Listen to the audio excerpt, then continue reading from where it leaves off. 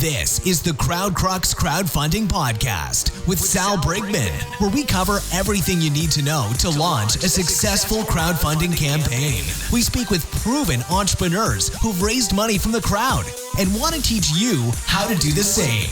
Stay tuned because we're about to reveal how to launch your dream project. With your host, Sal Brigman. Before we get started with this podcast episode, I want to take a second to introduce you to my friends at Fulfillrite. If you need help shipping out your Kickstarter or Indiegogo perks or rewards, Fulfillrite is the absolute best company for you. I've been working with them for a while and I can vouch for their services. They make it dead simple and take all of the headache out of shipping out all of those boxes, all of those orders to your backers and your customers. If you want to check them out, go to fulfillrite.com at fulfillrite.com. Hey there, welcome back to the Crowdfunding Demystified podcast. My name is Salvador Brigman, and today we are getting into how to launch a successful Kickstarter campaign, specifically how to raise six figures on Kickstarter. And we brought on an entrepreneur who has attracted more than 1,800 backers, raised more than $125K with his second Kickstarter campaign, and his first one did just over $56,000, which is pretty freaking impressive. Nearly under 1,000 backers for that one. So number one, you're going to learn some of the tricks of the trade when it came to what happened behind the scenes with these different campaigns. But in addition, you're going to hear from the man himself on topics like leadership. How do you go from having a one-person company to have a 20-person company? How do you go from being a creator or a designer to being a manager and a leader and really a CEO of a growing company? This is so important, and one of the things that isn't covered enough. We look at some of these massive campaigns or some of these really cool product launches, and we think this is all done by one person, but it wasn't. The hallmark of successful entrepreneurs is that they are able to put a team together that pulls something off that's just absolutely breathtaking and incredible, and they can't do it themselves. There's only so much that you can actually accomplish yourself, and that is sort of the cap, if you will, when it comes to individual contributors. You also, at some point in time, you got to assemble a team, you got to get into management, you got to get to leadership. That's really when you build that company of your dreams, and it's so important to sort of discover what are some of the things that go into that, if you will. So first of all, with this episode, you're going to hear a ton about the actual crowdfunding campaign and kind of what went into that and what worked for him, but also be sure to listen until the end for some of those lessons on leadership. If you've been listening to this podcast and you are ready to take the dive and get a little bit more granular or a little bit more, I'd say, nitty gritty with the education and the information, I have a book out there called The Kickstarter Launch Formula, which is available on Amazon. You can check out a version on Audible if you like listening to and learning about things. You can go to crowdcrux.com/Kickstarter audio. That is crowdcrux.com/Kickstarter audio, crowdcrux.com/Kickstarter audio. Just go there, download the Audible version. If you want to, you can sign up for a free 30-day trial, and you will also get a copy of The Kickstarter Launch Formula. It's a pretty good deal, in my opinion. Without further ado, let's get into today's podcast episode. Hey guys, welcome back to the Crowdfunding Demystified podcast. Today I have a two-time successful Kickstarter campaigner. Their first project for Arbor, the first flexible wood wallet, actually raised $56,000 on Kickstarter from more than 900 backers. They then launched their second project, a thin wood and resin wireless charger by Carved. And this project did a ton better, over $100,000 raised, more than 1,000 backers, a lot of success, and we are privileged to be able to speak with the entrepreneur behind these projects. Thank you so much. Welcome to the podcast, John. Looking forward to talking with you about these campaigns. Hey, thanks a lot for having me, and excited to hopefully share some useful advice and tips here. Do you think we could start, maybe you could tell us a little bit about your story, how did you actually get started making these products, and what were you doing beforehand? Like, is this your full-time job, part-time? Would love to get into your story a bit. Yeah, so I have been in e-commerce for quite a while. I'm 33 years old now. I started my first online company when I was 15, selling hacky sacks. And so ever since then, I've kind of been starting and growing, and they were all the rage. Yeah, yeah. It's definitely a very cyclical and niche product. I still have that company; it still runs. It's just only sells a few products a day because it's such a small industry. But yeah, so I learned e-commerce a lot through that company. And as I kind of grew and learned, I kept starting new companies and identifying new opportunities.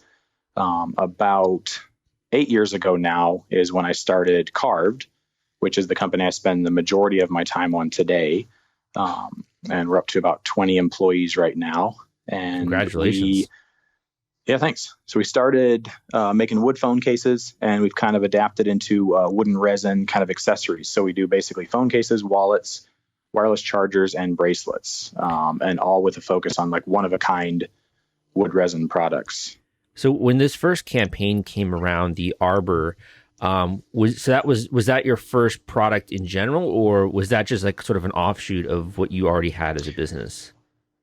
Yeah, that was an offshoot of what we already had. Basically, we wanted to make a wallet, and we knew that if you kind of laser cut a specific pattern into wood, it made it super flexible. So we took really thin sheets of wood, we would laser cut like a crosshatch pattern on them, and then back them with a really strong adhesive layer, and then back that with like a cork or a suede layer. We tested a variety of materials, and that kind of three-ply sandwich made a product that had a really interesting flexibility and feel to it. So on the surface, it was completely wood, but in terms of how it functioned and acted, it really felt like almost a kind of a smooth leather. And so it was kind of a really cool wallet idea that we sort of came up with. And for us, we'd been selling phone cases for about 6 years at the time. So we had like hundreds of thousands of people on our email list, and we had a big customer base and a lot of people who knew our brand well. Mm-hmm. So for us, launching on Kickstarter was the opportunity to present something that wasn't a phone case to an audience that maybe didn't know about us. Mm-hmm. And it also was going to help us kind of validate the idea because this was such a deviation from how current wallets are made, and then also from our current product base. For us, going on Kickstarter really was telling us, hey, if we throw this in front of an audience of crowdfunders, are they willing to put their money behind this idea? And so that's what we wanted to go on Kickstarter for at that project. Yeah, I've never heard of a wooden wallet before. That's really interesting the way you kind of combine that. With this first campaign, you're doing your first Kickstarter. I think it's always a little bit nervous and like it's a little bit anxiety ridden. What's one thing you learned from that first campaign that you sort of took away after everything was like said and done? Yeah, we were very very nervous about it, and kind of leading up to that launch date was like making sure everything was perfect. I would say, in looking back, the biggest, we did fine. We fulfilled all the rewards. We made a profit on the campaign. So in the end, we did fine. But I think the biggest mistake we made is we had too many tier levels. So we had too many different rewards, too much variety of rewards. When we were designing the campaign, it was fun to think about all these different rewards and ideas and things we could offer people. During the campaign, it was really fun for people because they could switch tiers. They could see all this new stuff we were adding. And, we were adding new tiers as the campaign was going on, and new exclusive stuff and limited run stuff. And what ended up happening was, though, when the campaign ended and it came time to actually organize and fulfill those 1,000 orders, that became a really big headache. And we ended up spending a lot of manual time just filtering through orders and organizing orders and making sure, everything was being done right.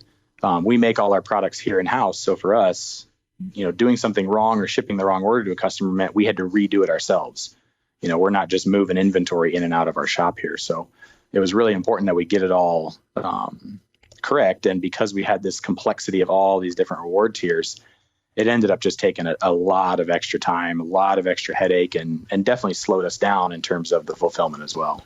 I think it's one of those things where like you're so excited and caught up in the moment, and it looks beautiful, like it looks incredible. You got all these options, like it's great for the customer, but from like the back end, the business owner, it kind of just complicates your life a little bit when you have too much complexity there.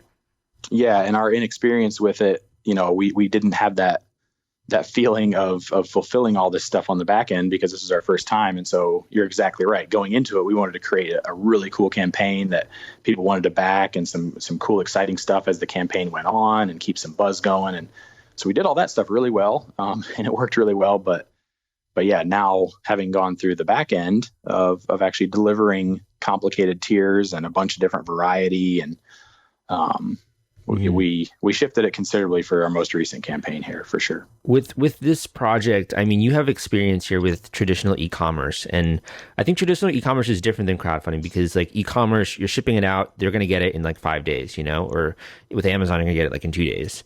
With crowdfunding, they're kind of waiting around. They might get it, 6 months down the road, they might get 3 months down the road, or even like a year.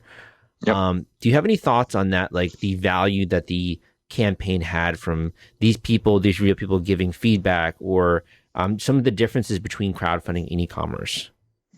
Yeah, that's a great question. We had already done quite a bit of product testing. It took us probably between 3 and 6 months of just internal testing to get the product right. And then we were sending some out to like our top customers, people who had been with us for a while, to get their feedback. And so we'd been using it for months ourselves, and really testing it. So we were pretty confident in the product itself. And, for us, it was really, is the market going to be willing to actually purchase this type of thing? For me, my background is definitely e-commerce. So, when I think of a product, when I think of a customer having purchased from me, for me, it's extremely important that I fulfill that order. Yeah. I've backed a bunch of products on Kickstarter, and some of them have never fulfilled. And to me, that's crazy. I get the crowdfunding idea, but I don't know why you would take money from people if you don't have a very high level of confidence that you can, fulfill. And yeah, so for me, I'm probably a little different than a pure crowdfunding company, because I personally want to really validate my idea and know that I can deliver it. Obviously, finding that product market fit is a trick and kind of an art in itself, and that's what we really see the Kickstarter platform is. Not so much, hey, we need your money to actually pay for this, or hey, tell us how to make it, but more like, hey, we designed this thing, we can deliver it within a couple of months. Do you actually want to pay for it? And so for us, it's really validating the product for us. Very interesting. With your second campaign, this project did pretty much double what your first project did. So I'm willing to bet, you obviously took a bunch of what you learned. Like, it looks so much more beautifully designed. Just even the campaign page, it looks incredible. I love even the product itself. Like, it looks pretty awesome. Like, I'm just scrolling through this. Like, I want one of these things.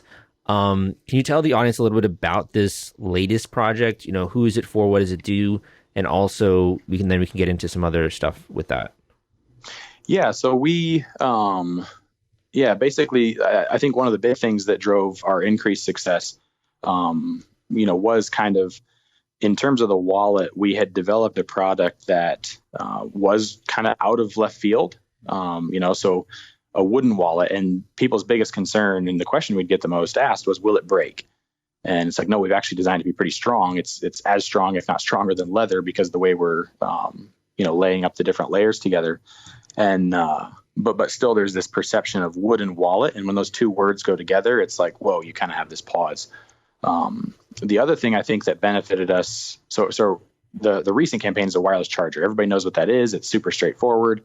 Does it work? Yes or no. Does my phone support it? Yes or no. If those things are both yeses, I'm interested in the product. And then you've got to decide if you want our kind of twist on wireless charging, which is that unique top, that one of a kind wood resin top that we offer. But it almost looks more like marble, kind of like, it looks marbly, Yeah, we kind of swirl the different colors together in the resin to achieve that look there, and then it gets molded next to the wood burl pieces. Yeah, beautiful for like an office desk or even just at home. I love it. Yeah, yep, yeah. I love the material myself. We kind of stumbled on it about 3 or 4 years ago. At the time, it was really kind of just hobbyists working with it, and people were making, like, you've seen a lot of the river tables. That kind of thing was just starting to gain popularity. And so we kind of thought, hey, can we make a really small version? Essentially, can we make a really tiny river table, a really tiny, really thin river table? And it's taken us years to figure it out. We're still figuring out, the right way to do it and really get our manufacturing dialed in. But yeah, we're able to deliver a pretty amazing, one of a kind finished product and actually do it at scale every day. So with this campaign, you basically learned the power of the email list. I think with your first project, that if you already have any kind of list of customers or you've gathered emails, that can really help with the funding for your project. So I'm sure that was one of your sources with your second. Were there any other things you did to sort of get backers and get traffic to the campaign? Yeah, the email list has absolutely been huge for us. It was huge in the beginning of the wallet campaign. It was huge in the beginning, and ongoing of the wireless charger campaign. The biggest funding days that we had were days that we sent out emails to our list. So, obviously some people are going to be starting out brand new. They've got no product, they've got no list. It's going to be tricky for them to build it quickly.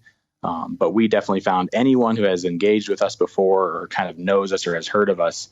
We had an extremely high success rate, a very high conversion rate of sending those people an email, just directing them right to the Kickstarter campaign, and getting them on board there. So that was definitely by far the biggest one. I'd say a third to a half of our pledges we were able to drive through our email campaign.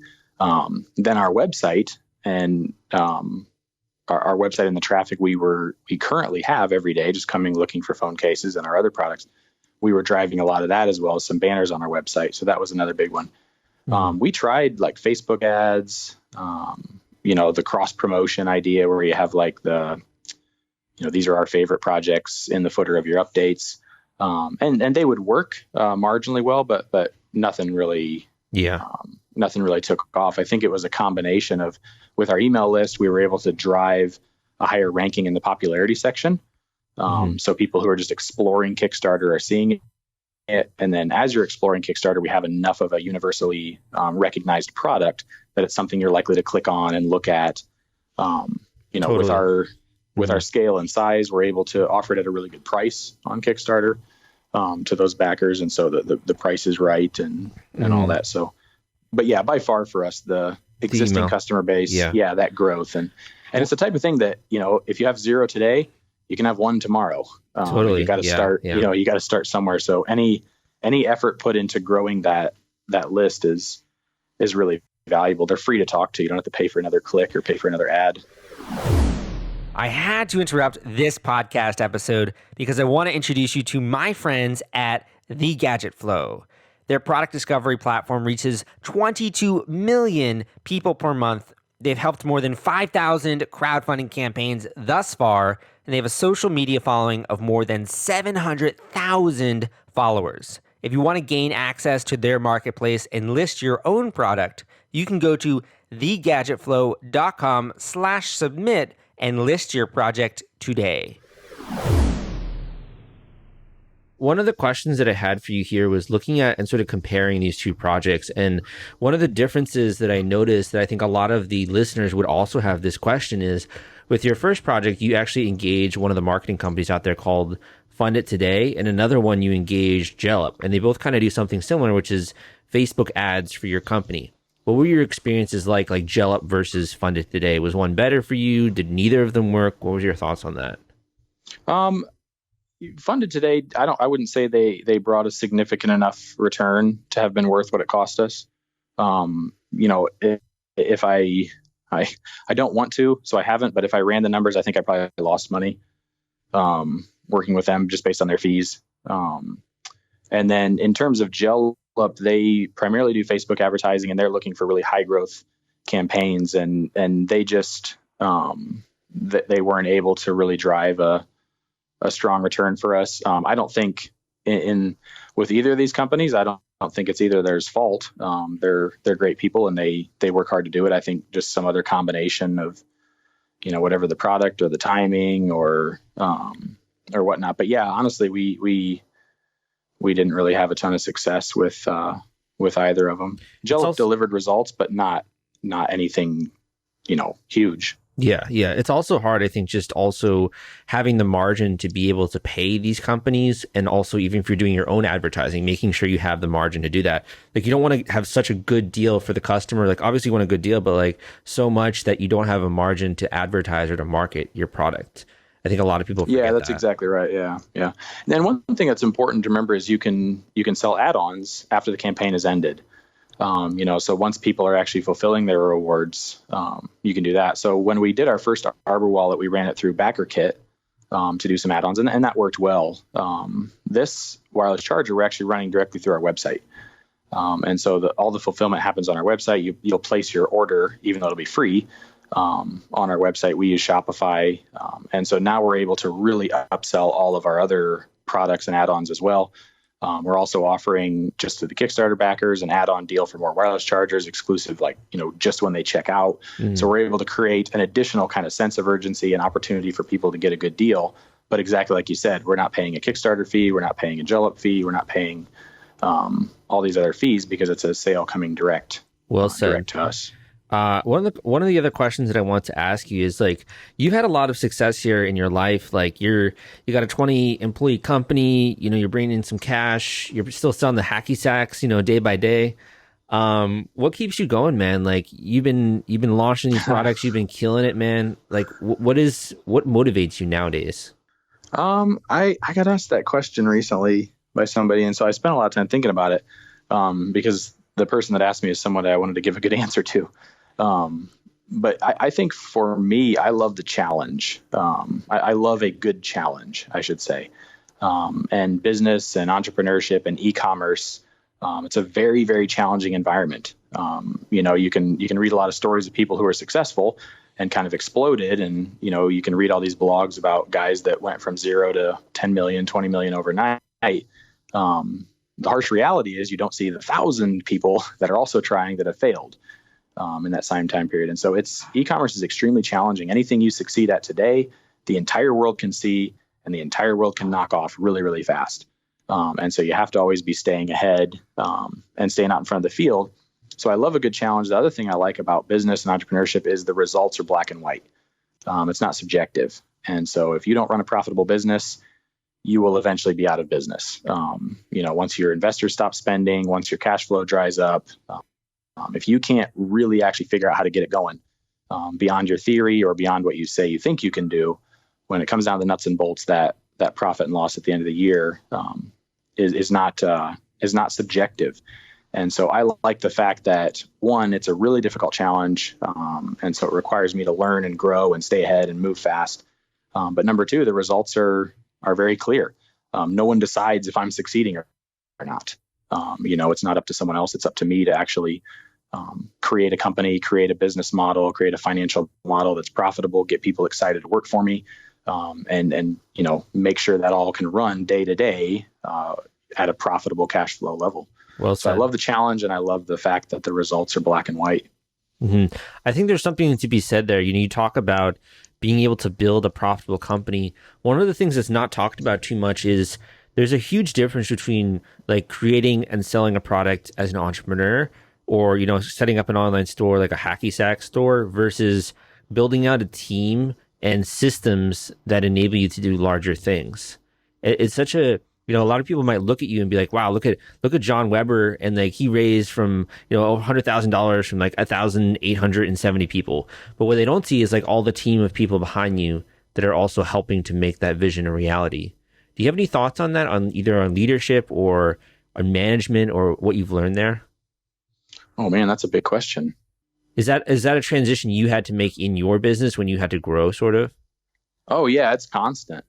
Yeah, all the time, for sure. So I started this company from zero. We had no product, we had no sales, we had no customers, we had nothing. And I loved iPhones, and I was kind of an early adopter of iPhones. I wanted to make a really cool, unique case for them. And I figured if I could make it, I knew how to sell it, and there'd be more people that would buy it. And so, rough back of the napkin math told me that, hey, there's tons of people buying smartphones. They're going to continue buying them. They're going to want to protect them, and they're probably going to want a unique case. So I can probably find a good niche market in there to compete in and generate a good profit in. And so that was day one. But yeah, day two was hiring somebody. And then day three was, how do I manage that person? And then day four was, now I have two people. How do I manage two people working together? And then three people, and four. And all of a sudden, you have a bad year. And so now you got to work on finances, and then you have new product opportunities. So you got to invest in inventory, and now you have to really, watch your cash flow and your growth. And so, yeah, all of that stuff for me, it's this constant, this growth. There's definitely times that are kind of more pivotal times when you really, usually that's like when you lose a lot of money, or, something either really good or really bad. A wake up call. Yeah. Yeah. And then you kind of got to look at it. And for me, it's always been the evolution for me has been, as my company has grown, the challenges become different, and a different type of leadership skill and management skill becomes necessary to continue running and growing that company.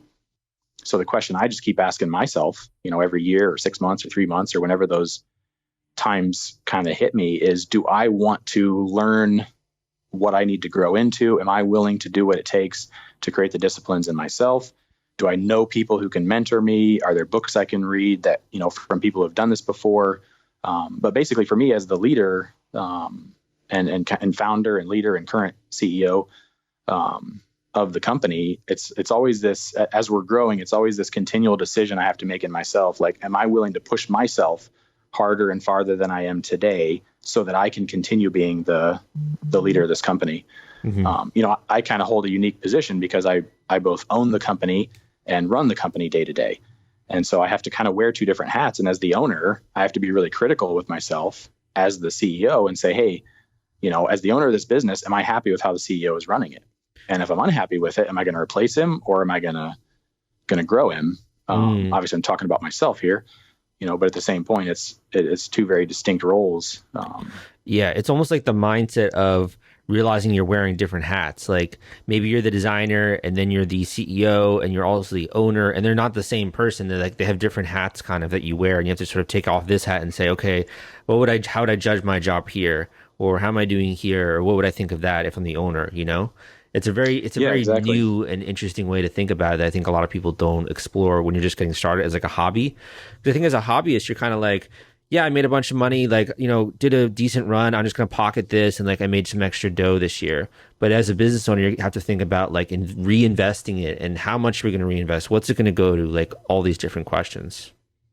Oh yeah. Yeah. It's always that challenge. And then, every single day someone new is popping in the market to try and eat your lunch. So it's not only the internal aspect and the internal challenges that you face of growth, but it's also the external threats of competitors. And so, like I said, anytime you succeed in something, if you crush it on a crowdfunding campaign, there are people who browse Kickstarter. I do it occasionally.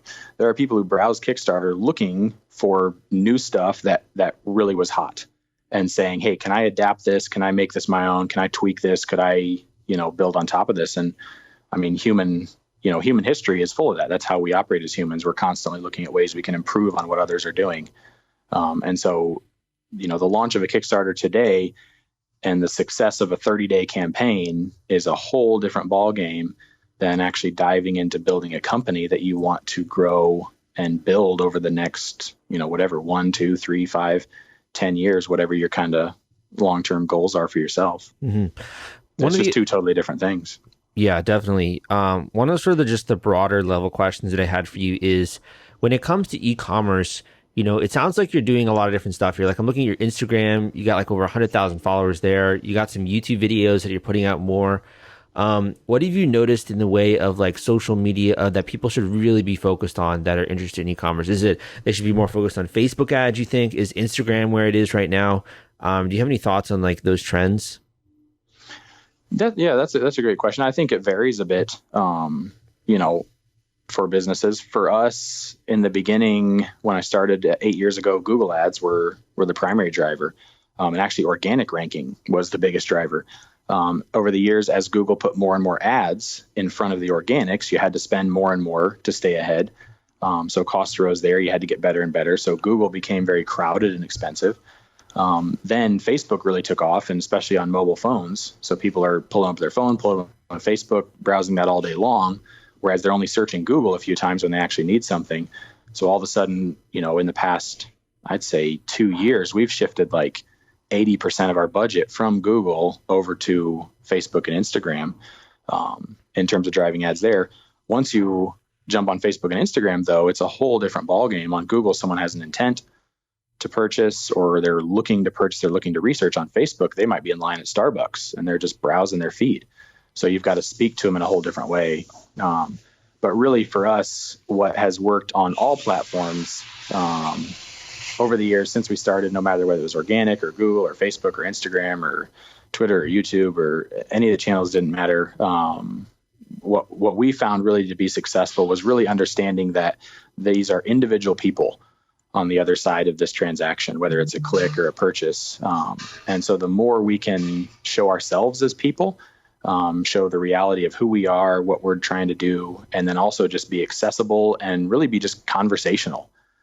So we're looking for ways, can we start a conversation when someone talks to us? Are we talking back to them? And, for us, it's figuring out how are we looking past just the numbers in a spreadsheet for Facebook ads, and understanding that all of those clicks that are just a number, 1,285 on a spreadsheet, actually means a certain amount of people on the other end. And so That's crazy. Yeah. When we really think about those people, then we talk to them differently. We begin to understand who they are. They talk back to us. They tell us what they're interested in, what they're not. They tell us where their pain points are.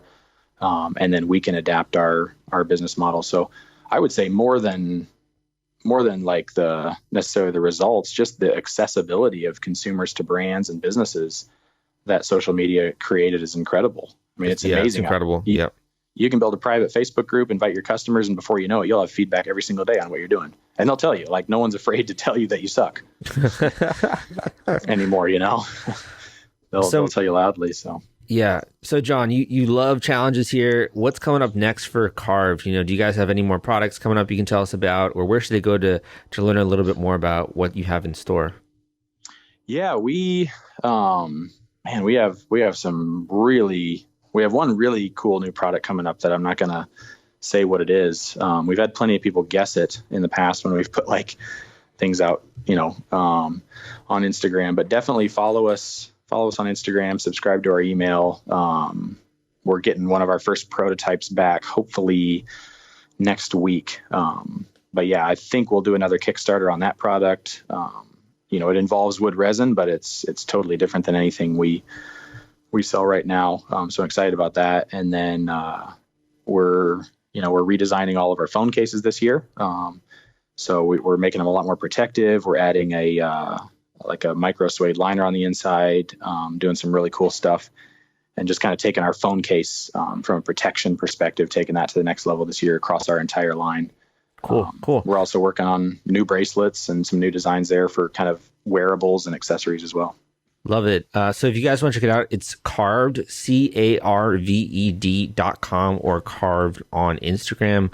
You can go and see some of these really neat bracelets, pretty affordable, and also some cool phone cases, and also this new charging thin wood and resin wireless charger, which you can also check out on Kickstarter. John, thank you so much for coming on the podcast, sharing all that killer advice, man. We got to have you back when you have your next campaign, and look forward to watching more of your success. Yeah, thanks a lot. I really appreciate it. It was a lot of fun. Let me tell you about our latest sponsor, SendPro Online by Pitney Bowes. Shipping can be complex. Things can get really confusing really fast. With SendPro Online, it's easy to save time and money no matter what you send, from letters and packages to overnights and flats. You can easily compare USPS, UPS, and FedEx in an all-in-one online tool. You can print shipping labels and stamps directly from your printer. You can even track all of your shipments and get email notifications when they've arrived. SendPro Online is only $14.99 a month, and listeners can get a free 30-day trial when you visit pb.com/crowdcrux. That's pb.com/crowdcrux. Experience the convenience of SendPro Online for yourself when you sign up for a free 30-day trial. Thank you for listening to this episode of the Crowdfunding Demystified podcast. My name is Salvador Brigman. Hope you took a lot away from this episode, specifically on the topic of launching a product-based campaign. What do you have to do to be successful? How do you lead a team? How do you grow a team? All these different things we discussed on the episode. And I also hope that you take a second after this episode to listen to some of the other ones I got out there, to leave a rating and review on iTunes. That would mean so much to me. And in addition, if you're interested in booking a one-on-one coaching call with me, an hour-long intensive call going through your project, discussing what you got to do going forward, the marketing strategy, how I can even help with your crowdfunding campaign, you can go to the link I'm about to mention, and you can book a one-on-one coaching call with Sal, with me. The link for that is crowdcrux.com/coaching, crowdcrux.com/coaching, crowdcrux.com/coaching. Thank you for listening, and I really do value your time. I think it's important to not only prepare yourself mentally and like from a technical standpoint, but you also got to prepare yourself emotionally for a campaign. By that I mean, like, when we see entrepreneurs like John who are being successful and are knocking it out of the park, we also just kind of believe that we can also do this thing. You know, there's nothing that is stopping you. That's the cool thing nowadays. Like, it might seem intimidating, it might seem a huge mountain that you got to climb, but I promise you, other people just like you with similar product categories, with similar backgrounds, don't have any money, they also were able to climb that mountain. That is my goal here, is to remind you of that fact that if someone else did it, there's no reason you can't accomplish something similar, or you can't do your same thing, or you can't at least assemble a team around yourself that enables you to reach the peak of that mountain. Hope you enjoyed today's episode. My name is Sal, and I will see you next time.